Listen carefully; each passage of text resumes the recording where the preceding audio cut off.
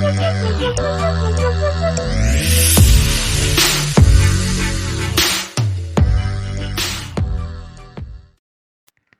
everybody. Today's video is based on train problems concept and formula explanation. So unit conversion is very much important in this topic. So I'll teach you how to convert the units first. When the speed is given in kilometer per hour and if you wanted to get it in meter per second, multiply that by 5 by 18.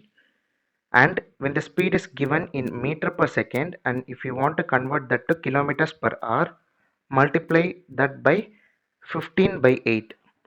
Okay, so next, here we'll frequently use this word relative speed.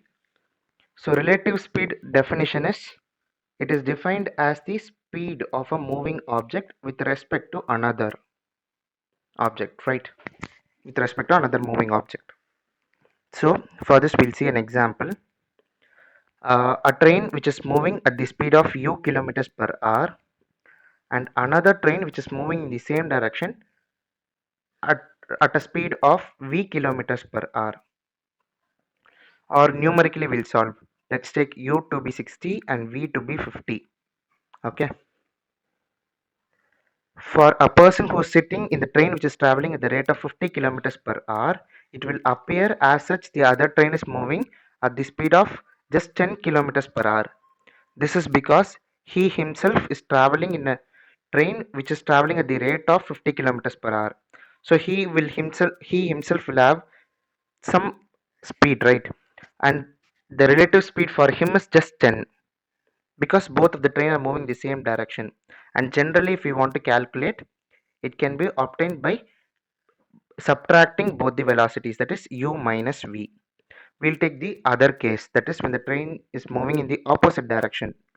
One train is moving at the speed of u kilometers per hour and the other train is moving at the speed of v kilometers per hour. Numerically we'll consider the same examples, right? We'll take u as 60 and v as 50.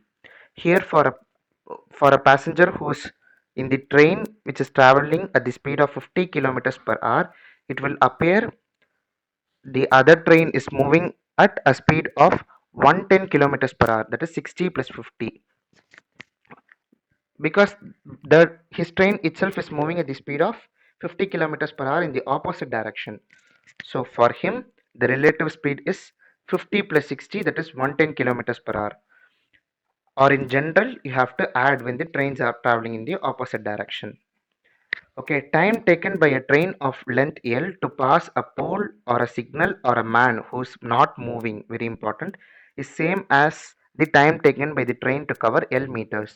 You will understand this better when I explain the next statement and I'll come back to this one. Right, we'll see the next statement. Time taken by a train of length L to pass an object of length b is same as the time taken by the train to cover L plus b meters.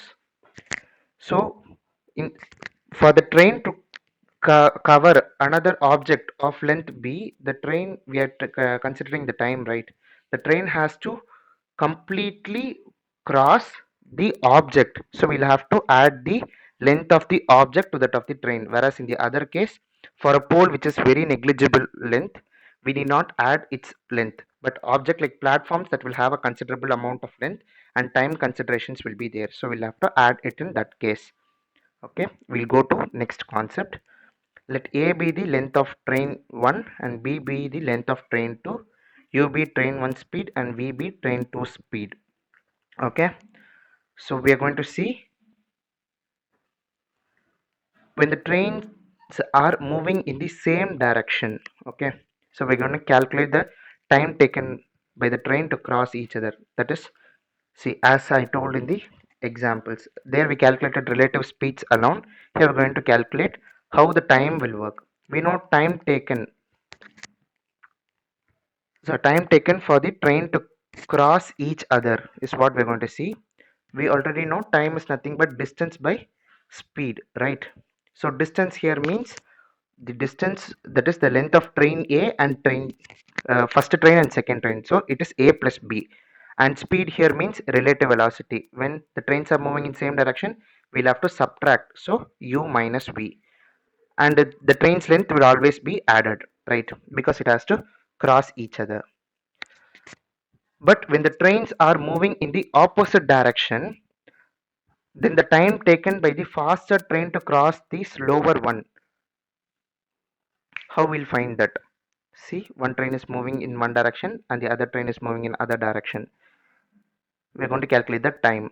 We know time is nothing but distance by speed, and the distance means length of both the trains, so it will be a plus b, and the speed here means relative speed.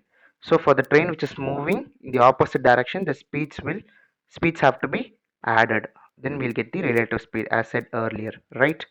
I think we are clear with this concept. Thank you for watching our video.